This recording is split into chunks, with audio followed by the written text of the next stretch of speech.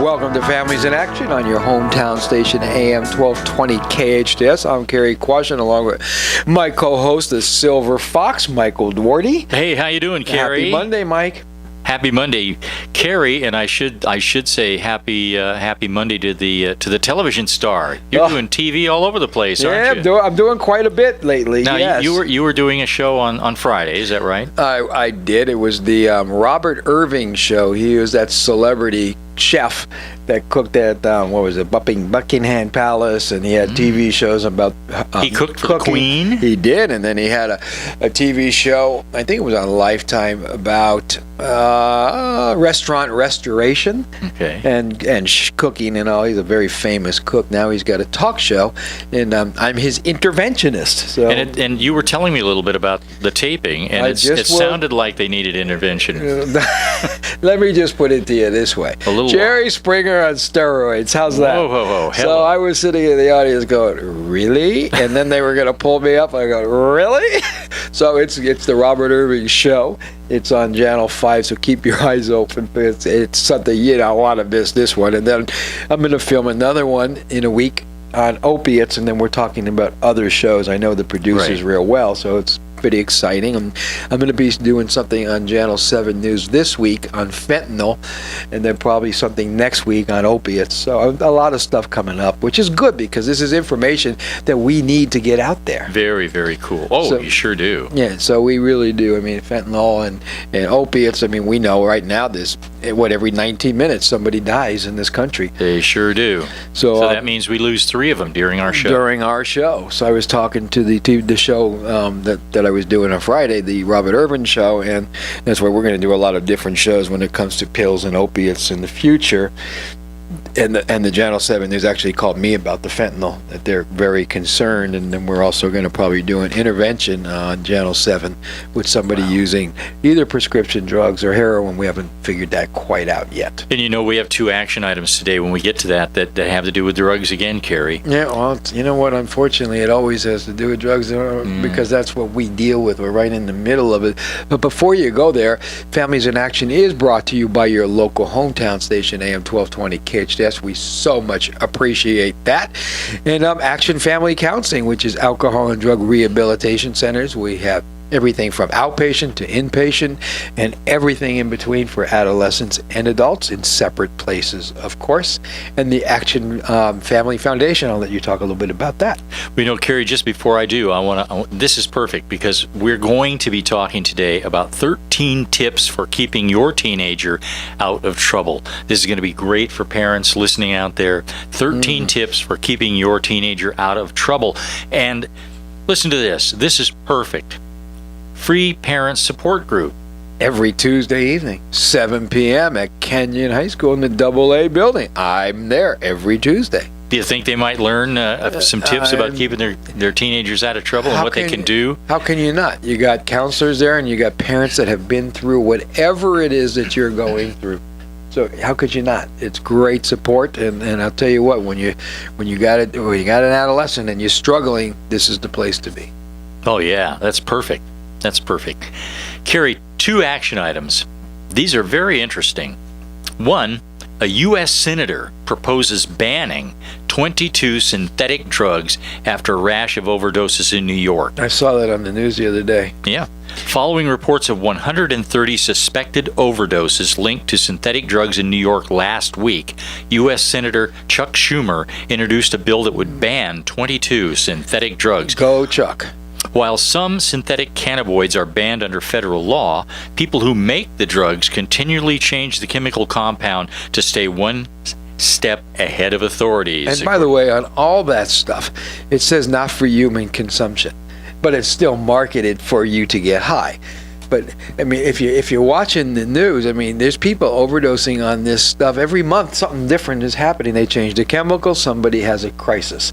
So you guys, you got to pay attention. And I'll tell you what is being done is a lot of these children they're being drug tested.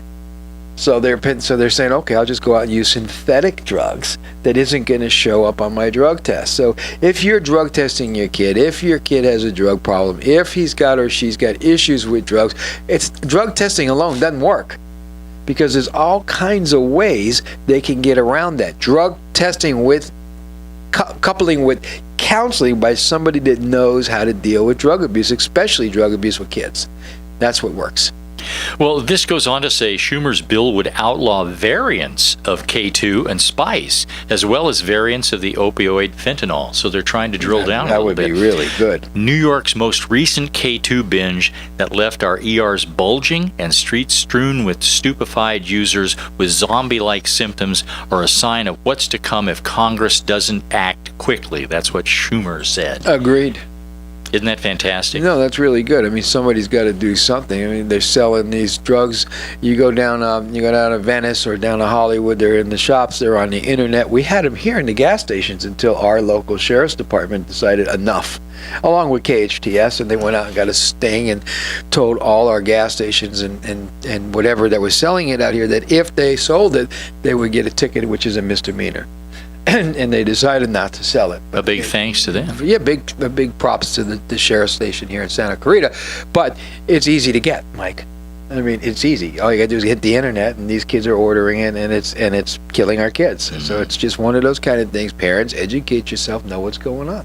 The next story we have from the Action File. Now, I'm not sure if I'm pronouncing this right, but it's spelled Kratom, kratom, used as an alternative to heroin, but can lead to addiction. The drug kratom is being used by some people as an alternative. They're using this instead of heroin and other illegal drugs, even though it too can be addictive.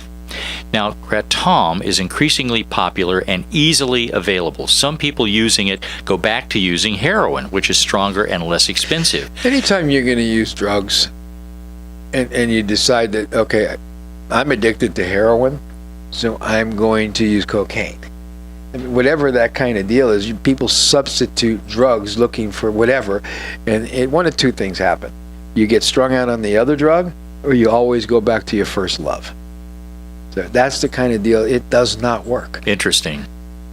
Now, the powdered forms of kratom, which come from a leaf found in Southeast Asia, are sold in head shops, gas station convenience stores, and online. So it sounds just like what you were talking about, Cary. Yeah. The drug is categorized as a botanic dietary supplement, but the Food and Drug Administration says that they banned the import of kratom in the United States in 2014. I actually remember that. Yeah, the Drug Enforcement Administration has listed kratom as a drug and chemical of concern. There's no legitimate medical use for kratom in the United States. According to the DEA, at low doses, kratom produces stimulant effects, with users reporting increased alertness, physical energy, and talkativeness. At high doses... Did you take any today, Michael? No, thank you. You're very talkative No, today. thank you. You're talking a lot. That's natural. That's okay, not, just checking. That's not induced by anything. Just checking. We have drug tests for you. At high doses, users experience sedative effects. That's very interesting. Isn't it? Now, Indiana, Tennessee, Vermont, and Wyoming have banned kratom. The Army has forbidden its use by soldiers. Now, kratom bars... I hope so. Listen to this. Kratom bars have opened in South Florida as well as Colorado, New York, and North Carolina. Bars? The bars sell brewed varieties of kratom in plastic bottles that look like fruit juice. Help. Wow. Wow, you're speechless, Cary. Wow. Isn't that Didn't just... they just say they banned it from coming in the country? Well, I remember that. So they're figuring ways to get in, and they're opening up bars and nobody's stopping them? And an addictive drug like that? selling it in bottles that look like fruit juices. I got nothing to say. I know, that's just... I got nothing to say. In pursuit of a high. Now, I remember something that you told me, I think it was like a year, 2 years ago, Cary. And this is going to go back in the cobwebs of your mind. But speaking of something like this, where they're doing this thing just literally to get high. It's a new thing. Right. They don't know anything about it. They're just, hey, I want a high. They're not doing it for the taste. You told me that you had done a bit of an experiment, but it was a joke, where you told some teens that all they have to do is put dirty socks in a plastic bag leave it there for a while, and then inhale the contents. Actually, what we said is we had in the old days, action was tough love. Yes. And we were in Burbank. We had over 100 kids. And this great counselor, great guy named Duke, used to be the counselor with me. And these kids were complaining and moaning that, they're getting tested. They can't get loaded anymore. And he said, "You want a free high?"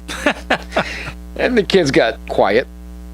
And he says, "I'll tell you what you can do. You can't test for it, and it's the best high in the world." He says, "I want you to get a pair of tennis shoes." Oh, tennis shoes. And a pair of socks. Oh. And for the next 5 days, just wear those socks, period. Don't change them. Wear them.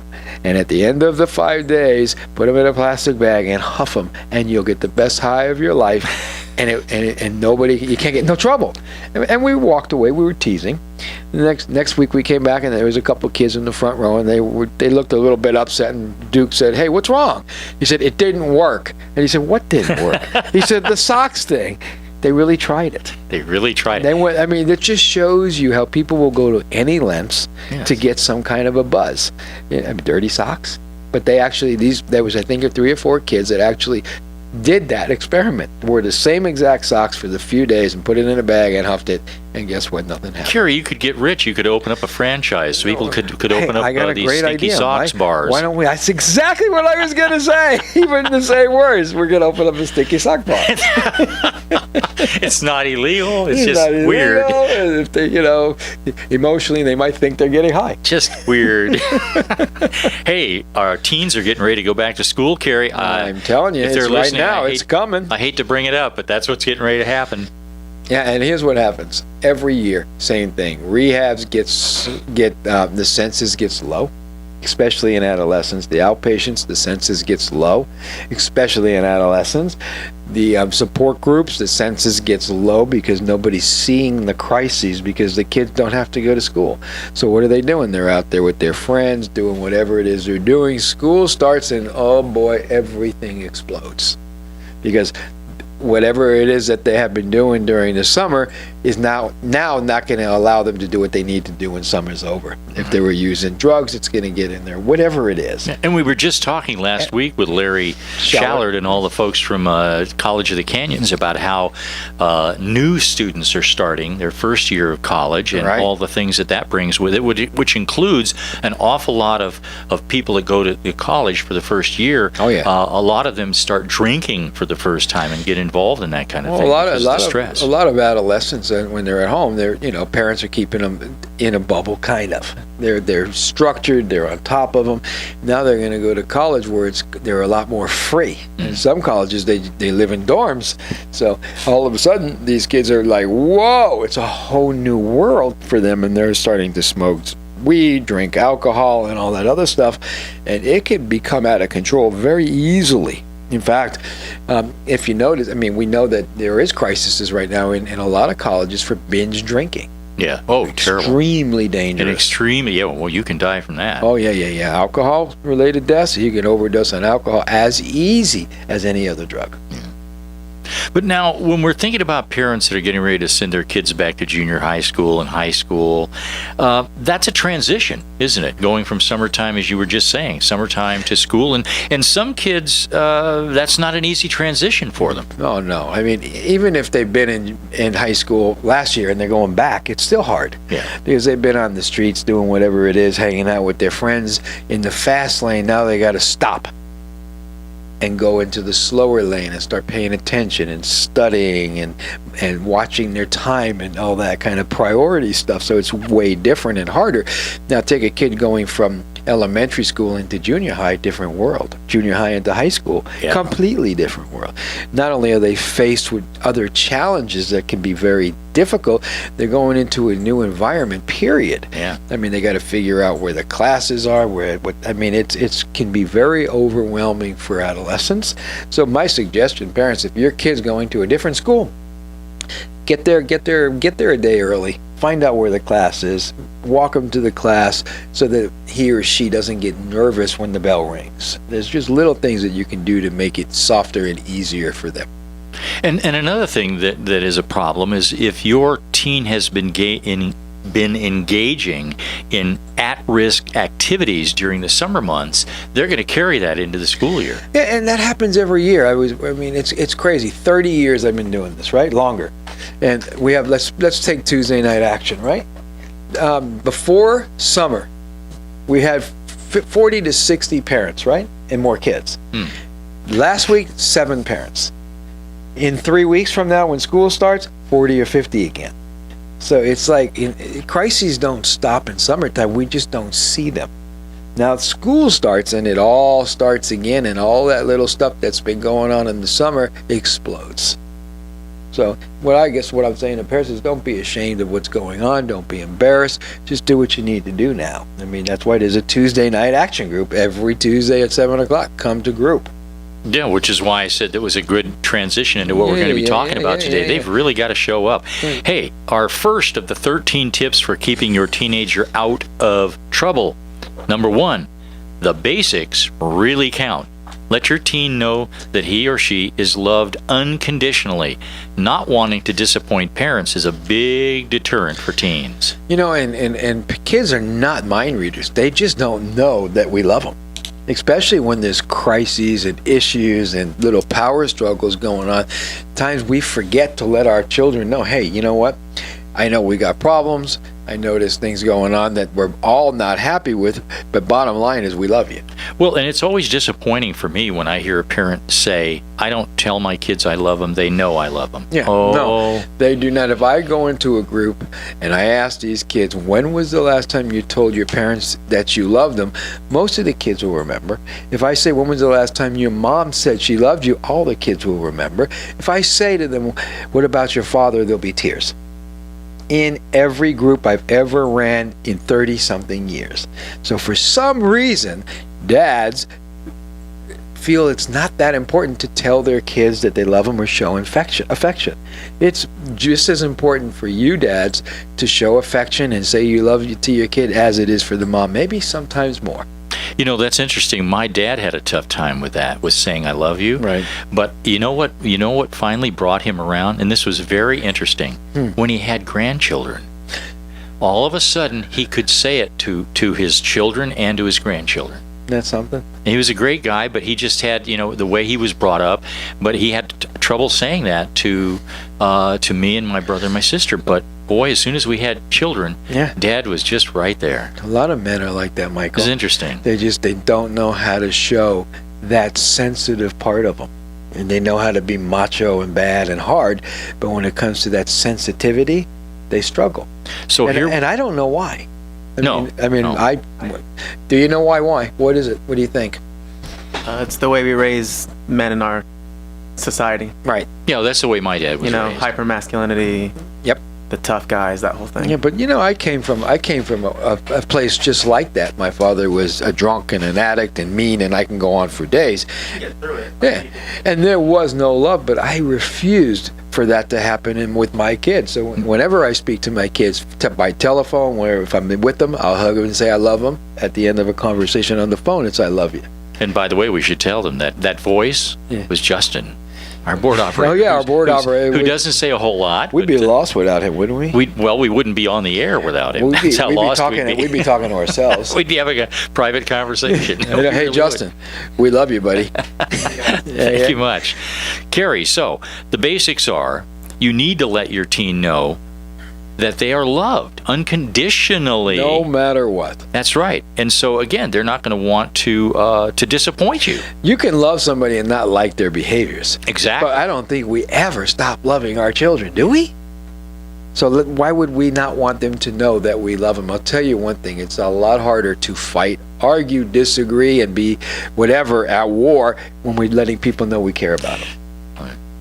Number 2, let your teenager know what you expect of them. Be specific. Let them know where the boundaries are and be firm.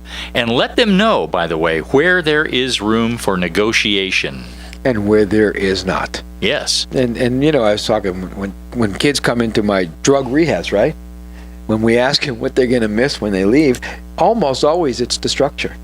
Yes. Because they know what the rules are, they know what they can and can't do, and people really like that. Well, now, Cary, you're the executive director, and I do community relations for the behavioral health unit at Henry Mayo Newhall Hospital. And one of the things that our patients enjoy is the structure. Exactly. The consistency. Yeah, absolutely. There's a schedule. We follow the schedule. We don't really move from that schedule unless there's a crisis. And so everybody knows at this time they eat breakfast, at this time there's a group, at this time is this. If they want their medication, it's at this time. If they want snacks, they get them now or they don't get them. And they look forward to that. And they look forward to look it. at the They like the board and they structure. know what time lunch is, they know what time dinner is, they know what time breakfast is. And kids are very much like that. What they fight the most is structure, but what they need and want the most is structure. Right. They really do. Now they'll say they don't want it, but later on they'll say, I'm glad we had it. Exactly. And I was talking to somebody. I'm in charge of wherever I go, right? I'm in charge at Action. I'm in charge over at the behavioral health unit. Sometimes. Wait a minute. Wait, I have to correct you. I've been told by your daughter that you are not in charge of okay, my daughter Courtney. Yep, she's in charge of most of my world. I will admit that. But sometimes, isn't it? I would like to go somewhere and for somebody just to tell me what to do, and that so I don't have to make these decisions always. There you go. It just makes life a little bit softer. So hey, parents be parents. It's time for a break, Cary. It is. This is Families in Action on your local hometown station, AM 1220 KHTS. We're coming back.